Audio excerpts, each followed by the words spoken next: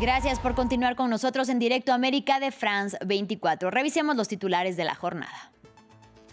Abu Dhabi es escenario de reuniones entre el secretario del Ejército de Estados Unidos, Dan Driscoll, y una delegación rusa para revisar las modificaciones ucranianas y europeas al plan de paz de la administración Trump.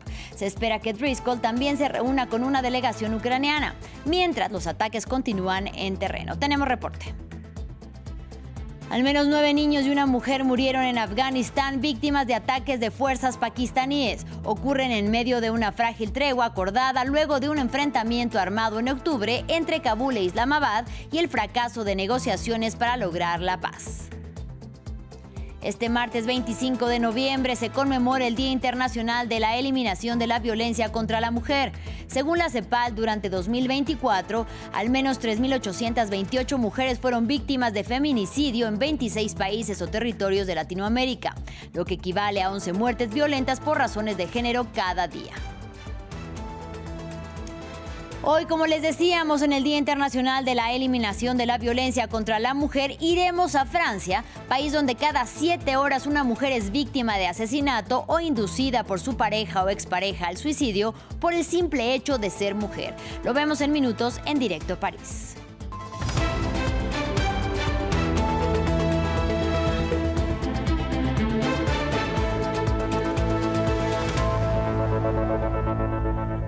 Iniciamos hablando de la guerra entre Rusia y Ucrania. Este martes en Abu Dhabi continúan las negociaciones y esta vez entre el secretario del Ejército de Estados Unidos, Dan Driscoll, y una delegación rusa, con el fin de revisar las modificaciones ucranianas y europeas al plan de paz de la administración Trump, que habría quedado reducido a 19 puntos. Se espera que la capital de Emiratos Árabes Unidos también sea escenario de un encuentro entre Driscoll y una delegación de Ucrania, cuyo presidente Volodymyr Zelensky afirmó que tiene muchas expectativas sobre el plan de Washington. Mientras tanto, en el terreno siguen los ataques y nuestra enviada especial, Catalina Gómez Ángel, nos amplía desde la capital ucraniana. Muy buena tarde para ti, Catalina. ¿Qué se conoce hasta el momento de las reuniones de Dan Driscoll con delegaciones rusas y ucranianas en territorio emiratí? Bueno, buenos días para ustedes.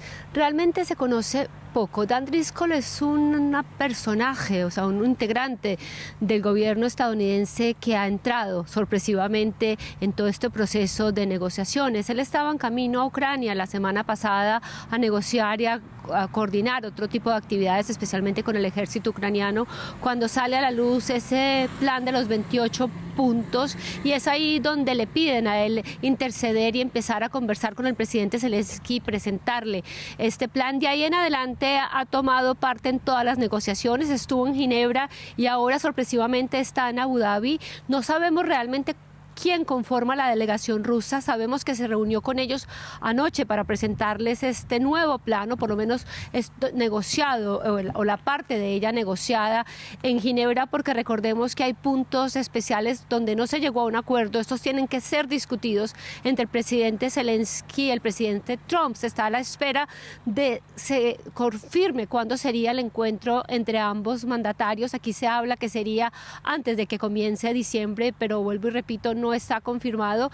Y luego se habría reunido también con los rusos hoy, y también se habla de una delegación ucraniana que estaría en cabeza de quien preside la inteligencia militar, Kirilo Budanov, que estaría en Abu Dhabi, pero eso no está confirmado por el gobierno ucraniano, pero sí ha salido a la luz por prensa extranjera y también por la prensa ucraniana. Así que a la espera de lo que puedan definir allí, bien interesante, porque es Kirilo Budanov quien va en cabeza del departamento de Ucrania, y a la espera de lo que pueda hacer Dan Driscoll, que realmente lo que hablan es que piensan que una persona que hace parte del estamento militar pueda tener mayor credibilidad o pueda hablar más directamente tanto con los rusos como con los ucranianos, y por eso le han dado en este momento esta preponderancia en estas conversaciones para poner fin a esta guerra.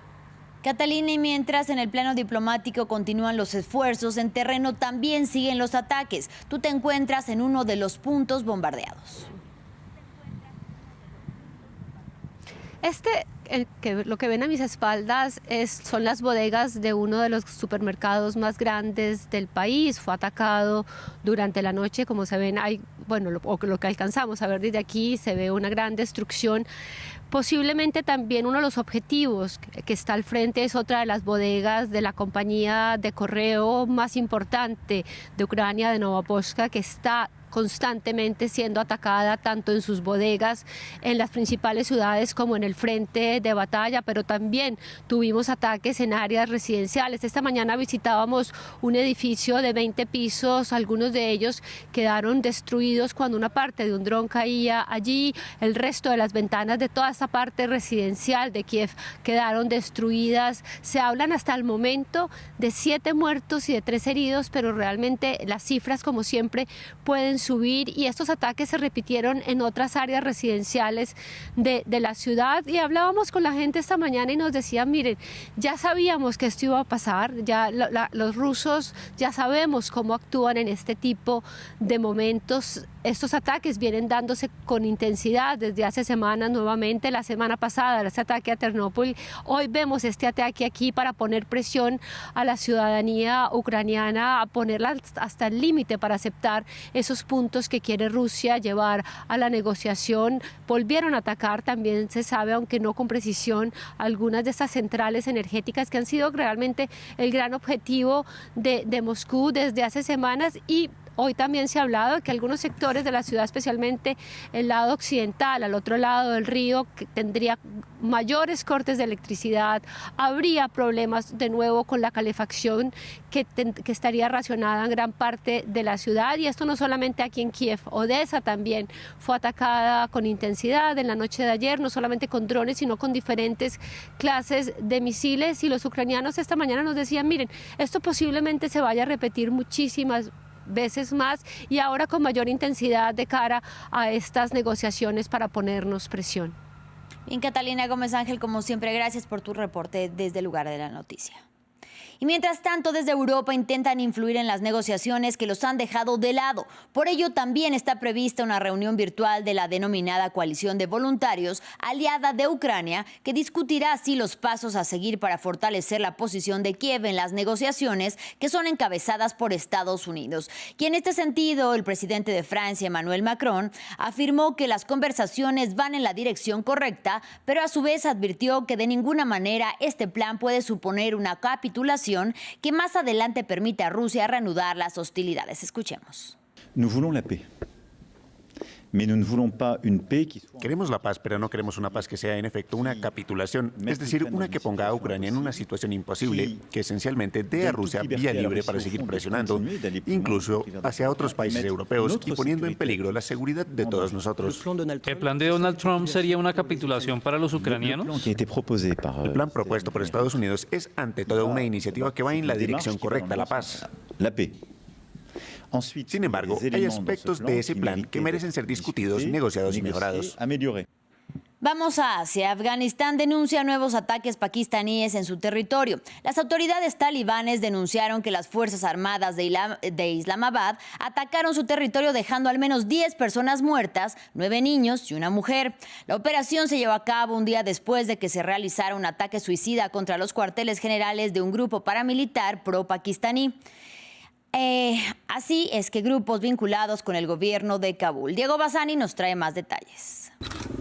Afganistán acusa una nueva arremetida por parte de Pakistán. Este martes, el gobierno talibán denunció que su vecino llevó a cabo múltiples ataques en su territorio, dejando varios muertos y heridos. La administración islamista aseguró que la agresión consiste en una violación al cese al fuego vigente y anunció que tendrá una respuesta, mientras que la población también repudió el ataque, aseverando que muchas de las casas afectadas por la operación militar eran ocupadas únicamente por civiles.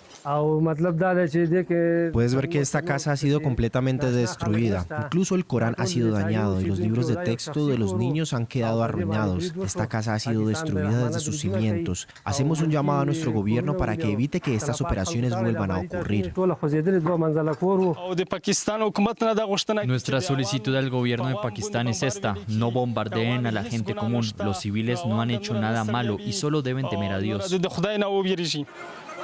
Los embates en suelo afgano se produjeron un día después de una operación suicida en la ciudad de Peshawar contra los cuarteles generales de un grupo paramilitar pro-pakistaní, ataques que fueron atribuidos por el gobierno de Islamabad a grupos vinculados con los talibanes pakistaníes. Durante los últimos meses, el gobierno de Shehbaz Sharif acusa a los grupos talibanes en su país de estar detrás de agresiones armadas con el beneplácito de las autoridades de Kabul. En octubre, tras varios mortíferos ataques a ambos lados de la frontera, los gobiernos de los dos países sudasiáticos habían logrado una tregua, aunque las delegaciones no lograron firmar un acuerdo de paz a largo plazo. Y hoy es el Día Internacional de la Eliminación de la Violencia contra la Mujer y en France 24 les hacemos un repaso de por qué queda mucho por resolver. Según la ONU, 1 de cada 3 mujeres ha sufrido violencia sexual a lo largo de su vida y la CEPAL informa que durante 2024 al menos 3.828 mujeres fueron víctimas de feminicidio en 26 países o territorios de Latinoamérica. Aquí los detalles. Un día para conmemorar una situación que no debería existir. El 25 de noviembre lleva el título de Día Internacional de la Eliminación de la Violencia contra la Mujer, pero los datos avisan que tardará en desaparecer. La ONU no se cansa de repetirlo. Casi 1 de cada 3 mujeres, se estima que 840 millones a nivel mundial, ha sufrido violencia de pareja o violencia sexual a lo largo de su vida, una cifra que apenas ha variado desde el año 2000. Tan solo en los últimos 12 meses, 316 millones de mujeres sufrieron violencia física o sexual por parte de su pareja. El progreso en la reducción de la violencia de pareja ha sido extremadamente lento, con una disminución anual de tan solo el 0,2% en las últimas 2 décadas. Los datos de la ONU hacen hincapié en el quién. Según afirma el último informe de la Organización Mundial, en 2024 50.000 mujeres y niñas fueron asesinadas por sus parejas o familiares. De hecho, Naciones Unidas afirma que en ese año fueron asesinadas al menos 83.300 mujeres y niñas. Y la cifra que inquieta, cada 10 minutos es asesinada una mujer en todo el mundo a manos de su pareja o familiar. Los datos no son nada alentadores en América Latina. La CEPAL hizo sus propios cálculos. En 2024 al menos 3.828 mujeres fueron víctimas de feminicidio o muerte violenta por razón de género en 26 países y territorios de la región. En los últimos 5 años el dato está más teñido de rojo que nunca. 11 muertes violentas de mujeres por razón de género cada día y un total acumulado de al menos 19.254 feminicidios en los últimos 5 años en la región. Por ello la ONU no se cansa de repetirlo. De nada sirven los informes de situación si los gobiernos no invierten en prevención basada en la evidencia de las pruebas, en fortalecer instituciones centradas en las víctimas, en llegar a los grupos de riesgo o en hacer cumplir las leyes que empoderen a mujeres y a niñas. Todo ello para poder eliminar un día que parece no querer salir del calendario. Continuamos en Venezuela. En medio del aumento de tensiones entre Estados Unidos y Venezuela, el lunes aviones de combate estadounidenses F-18 y un bombardero B-52 llevaron a cabo sobrevuelos cerca de las costas del país sudamericano.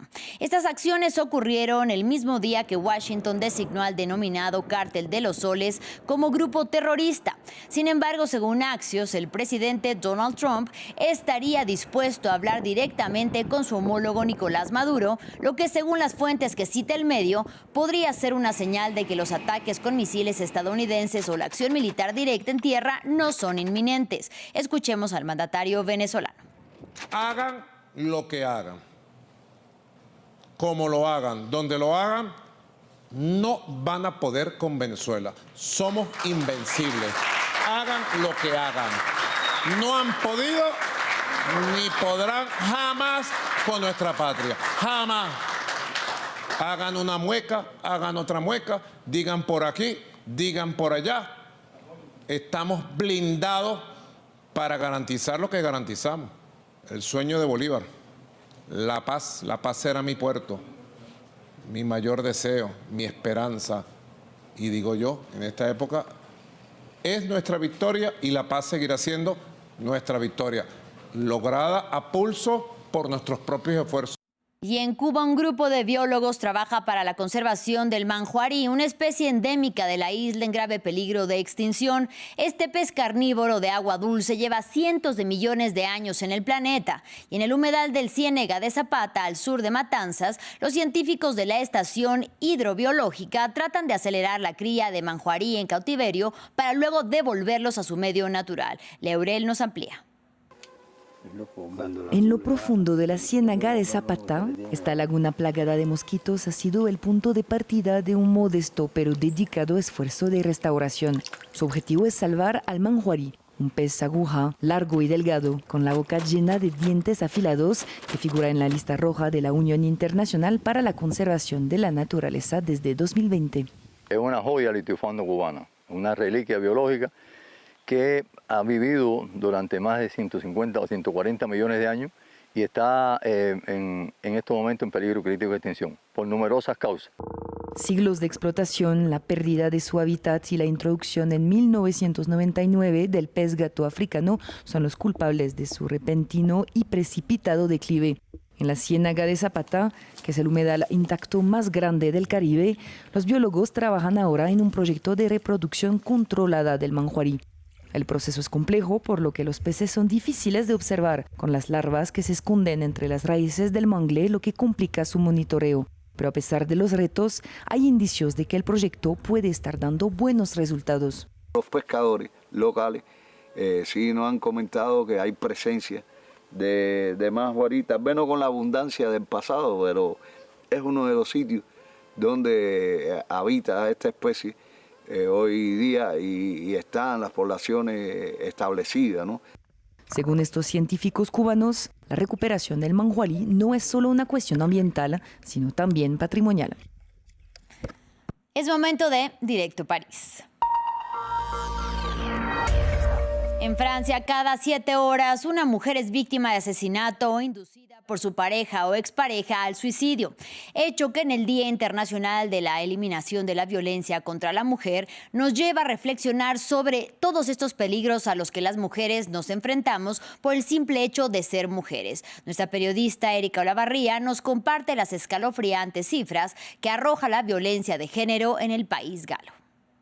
Este 25 de noviembre, las organizaciones que trabajan en contra de la violencia a las mujeres reconocen que el gobierno de Emmanuel Macron ha hecho algo por esta lucha. En el año 2019, de hecho, organizó un cónclave, un Grenelle de las violencias en contra de las mujeres, del que salió un plan estratégico de coordinación con 54 medidas. El presidente hizo además de este tema una gran causa de sus 2 quinquenios y destinó 740 millones de euros que se usaron para, por ejemplo, poner una línea telefónica de atención, para más medidas de protección de las mujeres y también para que las mujeres tuvieran recursos para poder dejar sus domicilios en caso de violencia. Sin embargo, según varios informes del Tribunal de Cuentas, de senadores y diputados, este dinero es insuficiente, sobre todo porque con la liberación de la palabra cada vez son más las mujeres que denuncian las violencias que sufren. Entre 2023 y 2024, por ejemplo, ese teléfono recibió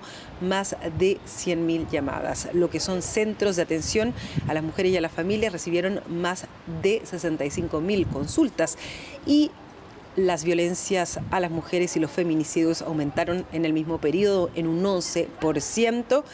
107 mujeres fallecieron por la violencia de su pareja o expareja entre esos mismos años. Además, cada 7 horas una mujer en Francia es víctima de un intento de asesinato o trata de quitarse la vida o se quita directamente la vida. Cada 2 minutos una mujer sufre una violación o un intento de violación o agresión sexual en Francia, y cada 23 segundos una mujer es víctima de acoso sexual en este país. Según el ministro del Interior, están haciendo lo máximo, la movilización es total, según la ministra de Igualdad, hombre y mujer. Sin embargo, falta una ley marco, y para Francia el objetivo es lo que ha ocurrido en España. De hecho, sigue habiendo descoordinación y esa es otra de las críticas de las asociaciones. Por ejemplo, una mujer tiene que esperar 3 a 4 semanas para ser atendida por alguna asociación.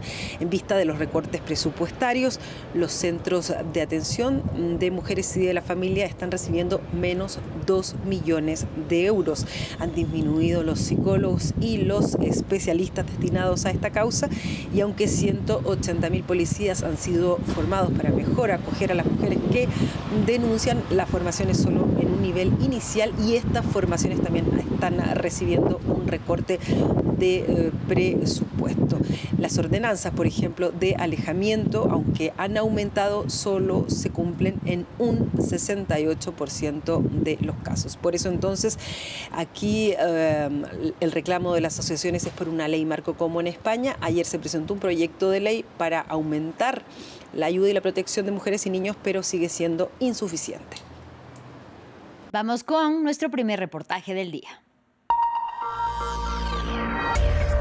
En los últimos meses, Alemania ha experimentado un fuerte aumento de los delitos de odio contra la comunidad queer. Según las cifras de la Oficina Federal de Policía Criminal y del Ministerio Federal del Interior, en 2024 se registraron 1.765 delitos penales en la subcategoría orientación sexual, lo que supone así un aumento de aproximadamente el 18% con respecto al año anterior.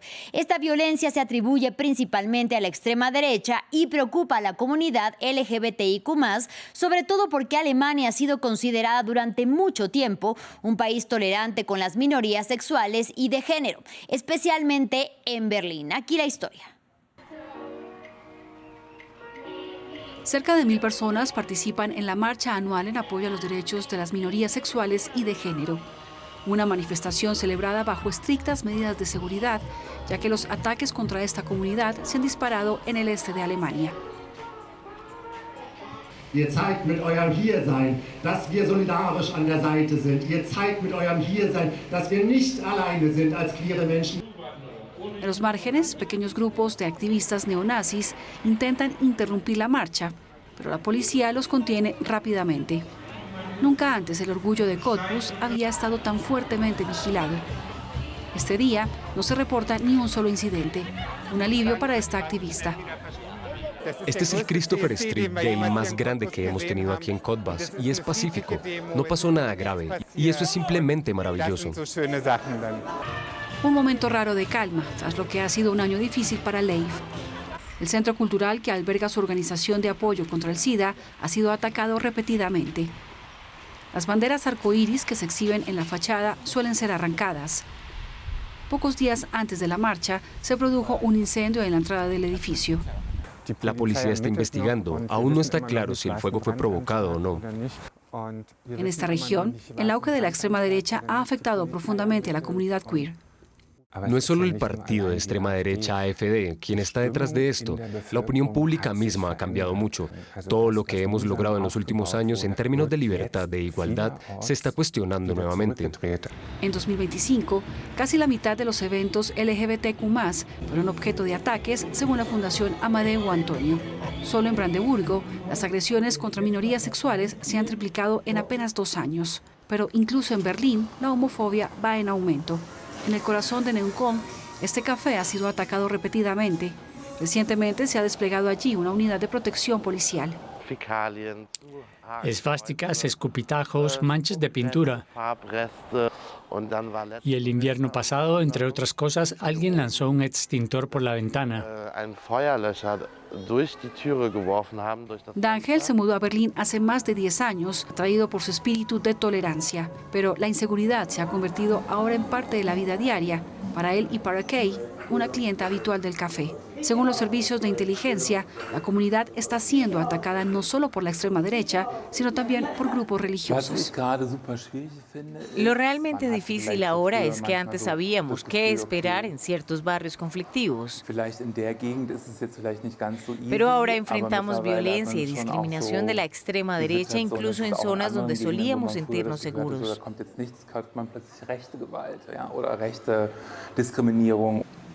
En señal de solidaridad, los vecinos han colgado banderas arcoíris desde sus balcones.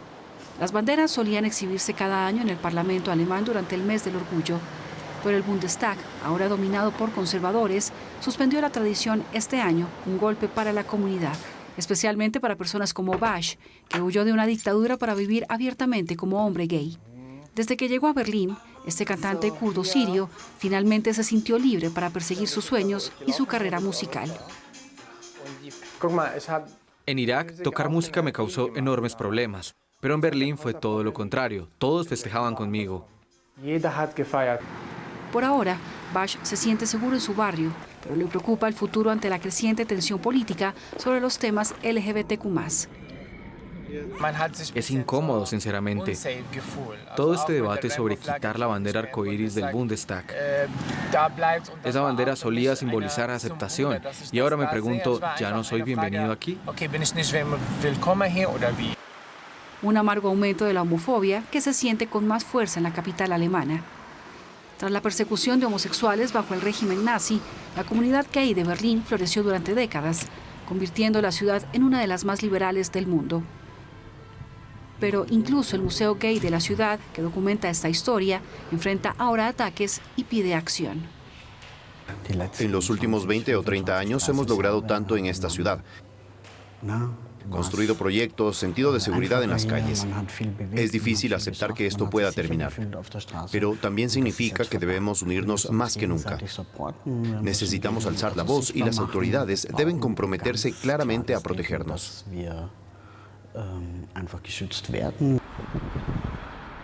En Berlín, la policía ha creado unidades especiales para combatir los delitos homófobos, un modelo que otras regiones podrían adoptar pronto. Vamos a una breve pausa, pero enseguida volvemos.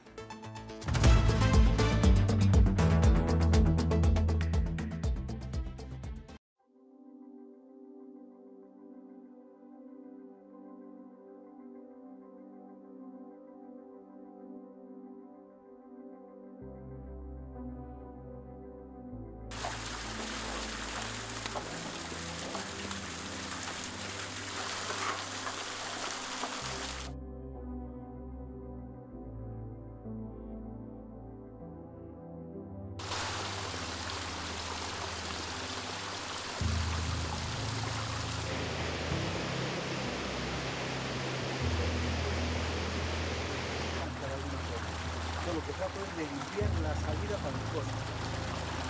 Aquí sale marrón, pero hay sitios en casas que sale totalmente gris y quedan los pozos todos por aquí negros. Nosotros nos vemos afectados directamente, pero esas cenizas se han ido también a los arroyos y esos arroyos han llevado a los ríos principales, como es en el caso al Leira, y del Leira han ido al propio río Sil y esas cenizas ahora mismo pues están yendo hacia la costa.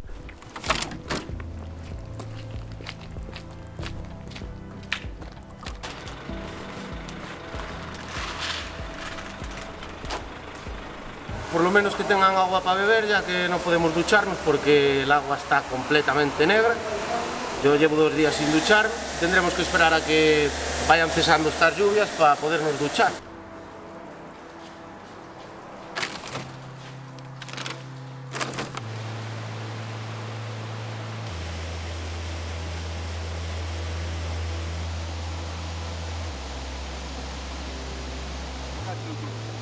Podemos hacer una intervención muy rápida, una siembra con un dron que esparce las semillas, las dispersa todas y el cereal sale, brota y se forma como un césped aquí de gramíneas que fijan el suelo y retienen los nutrientes y protegen de la erosión y las aguas abajo. Ahí es donde